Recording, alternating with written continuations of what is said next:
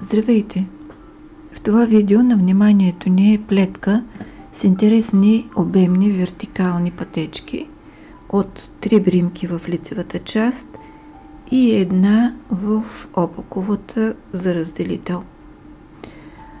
Интересна е с начина на изплитане на този елемент в средата на лицевата част, който прави плетката леко ажурна.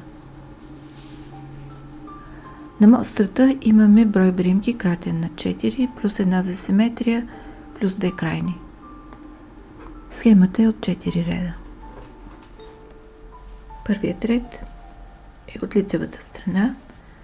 Тук от началото до края на реда плетем една опакова, една лицева. Една опакова, една лицева.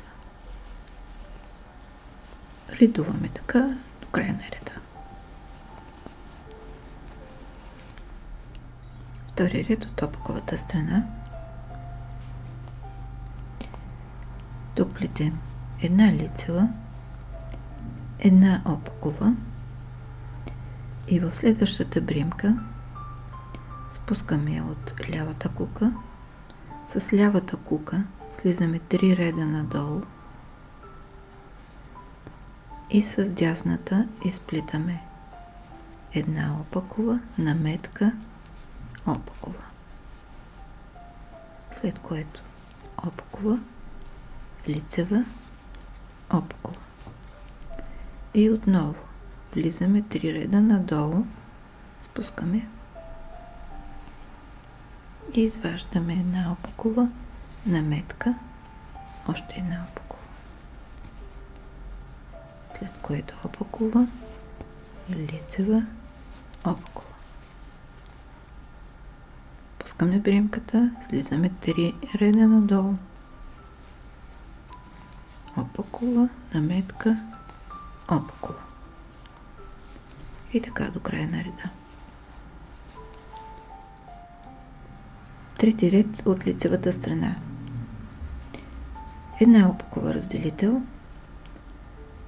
Следващите 2 бримки изплитаме заедно с наклон дясно. След което една опакова, това е централната бримка. След което правим свивка вляво.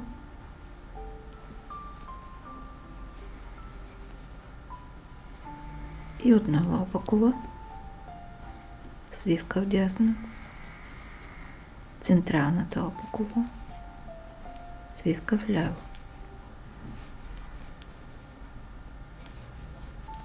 Опакова, свивка с наклон вдясно, опакова, свивка с наклон вляво.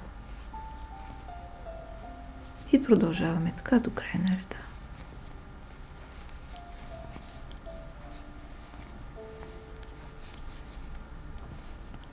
И четвърти последен ред от опаковата страна. Тук от началото до края на реда редуваме една лицева, една опакова. Една лицева, една опакова.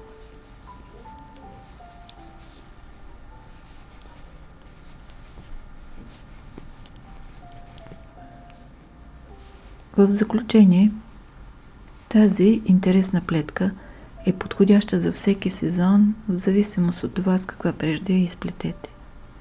Подходяща е както за дебели пуловери, така и за леки летни наметки.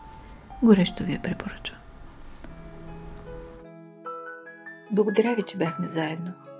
Ако харесвате това видео, натиснете бутон лайк. Абонирайте се за канала и за известията, за да гледате всички мои видеа. Пожелавам ви вдъхновение, плетете с любов и бъдете щастливи. До скоро!